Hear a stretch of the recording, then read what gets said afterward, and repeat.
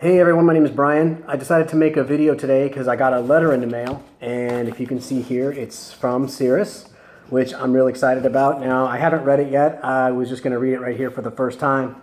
I'll give you a little background information though. So I had sent Cirrus a bunch of designs for aircraft I think that they should manufacture, because they're great planes, but let's be honest, they're a little bit cookie cutter. They all kind of look and fly the same. We're starting to get some new colors. But anyway, so I submitted all these ideas, and I'm hoping this is a letter from them telling me, they like them, maybe they're going to implement one of them or something. But maybe first I can show you some of the ideas I sent to them, and then we'll go through the letter and see what their response is. I'm not gonna lie, I'm real excited. So I'll go ahead and show you some of the designs I came up with. This first one, I was having lunch with my friends Troy and Tim. They're both Cessna pilots, and after talking to them, I took them for a ride in the Cirrus, and both of them agreed they love the plane, but they can't stand the thought of being able to see a runway when they're turning base. So this is what I came up with. This is the Cirrus SR-182. You get the speed and convenience of the Cirrus, the safety of the recovery chute, but you get the high wing that everybody wants. Now, there's some people that just don't want a ballistic parachute on their aircraft, and that's fine. So what I propose for Cirrus is they make one model where they ditch the chute completely in favor of an additional engine. This is the Cirrus SR-310 twin turbo. Look at that, 2 engines. Why pay for 1 overhaul when you can pay for 2? 3 landing lights too. Don't know what's going on with that nose wheel. Photo shop fail. All right, now everyone knows you're not supposed to spin a Cirrus. Yeah, you hear it all the time about the spins and the stuff. Anyway, so I proposed an idea for an aircraft that you could spin to help spin training in a Cirrus, and so this is what I came up with. This is the Cirrus SR-22T, the T-tail version of the Cirrus. This is a good one. I don't know that they're going to keep that tagline at the bottom though. All right, so believe it or not, I've got friends on the opposite side of the spectrum who won't get in a plane that doesn't have a chute. Some of them want to shoot so bad they don't want to get off the ground unless the chute's already open, and so I propose this design to Cirrus. This is the powered parachute Cirrus for those that want to shoot open from the get-go. I think this is honestly just a really, really good idea. I'll be surprised if we don't see this one soon. Now, I'll say this, you're going to be hard-pressed to find a Cirrus pilot that doesn't also have a lake house. How's that pilot going to get to his lake house? He got to land at an airport, Uber, get a car. No, he doesn't anymore, because Cirrus, I challenge you to build this. This is the Cirrus SR-A5 amphibious aircraft. Just look at that for a second. It's awesome. All right, for the more adventurous pilots out there, let's say you've always liked the idea of a biplane, but you've never wanted to commit. Maybe you're just bi-curious. I propose this. This is the SR-22 squared.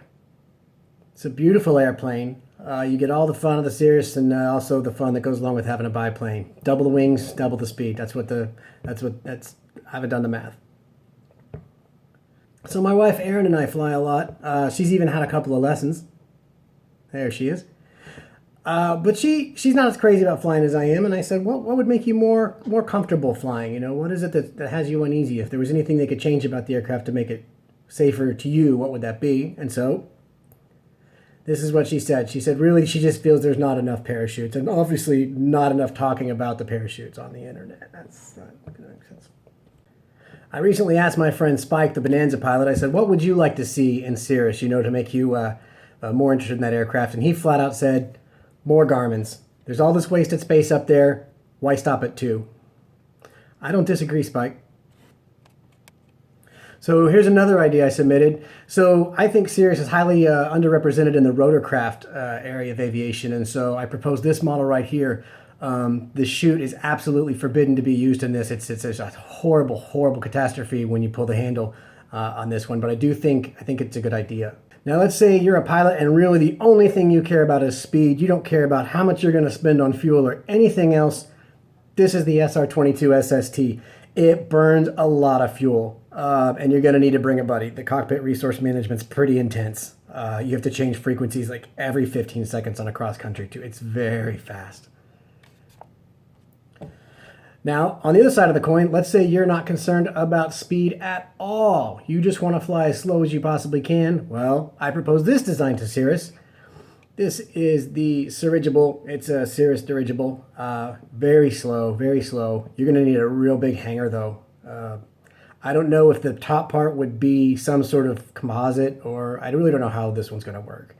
And I don't know really where the chute would come out. It's a complicated design. And just because there's always going to be one in the bunch, here's this. Got to have a tail wheel. So I don't know. I think that's a good idea. It's still going to be a cast ring tail wheel. But there you go. Now, when you tell her you're a pilot, she might be, okay. But when she finds out you fly this, that's right.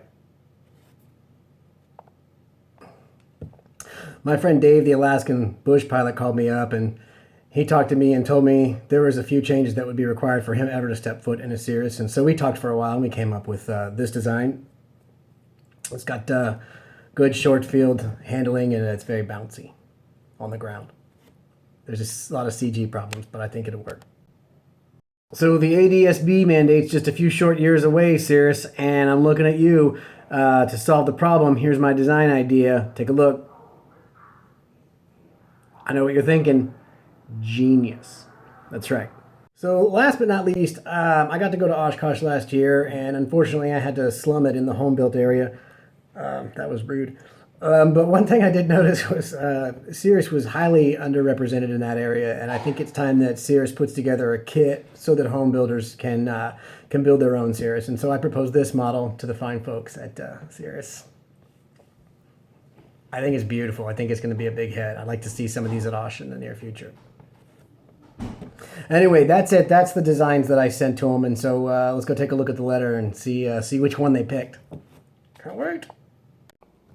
So those are my ideas, and I can't wait to see what they had to say. So, all right. Dear Brian, while we appreciate your enthusiasm for our aircraft, perhaps you would be happier flying a Cessna, or a Piper, or a Mooney. Maybe a Viking, an RV, an Avian, a Zenith, a Corsair, a P-51, SR-71, a Fairchild. What about a Stearman? Maybe some sort of rotorcraft. Maybe you've flown enough.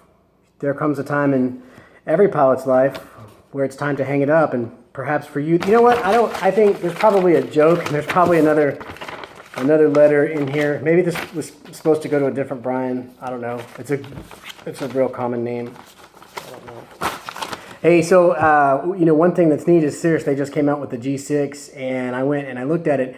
It is exactly like the G5, except now it has cast ring main wheels, which crosswind landings are a breeze now. You can land on any runway in any wind, and the plane just right on. So, surprised they didn't think of that a lot sooner.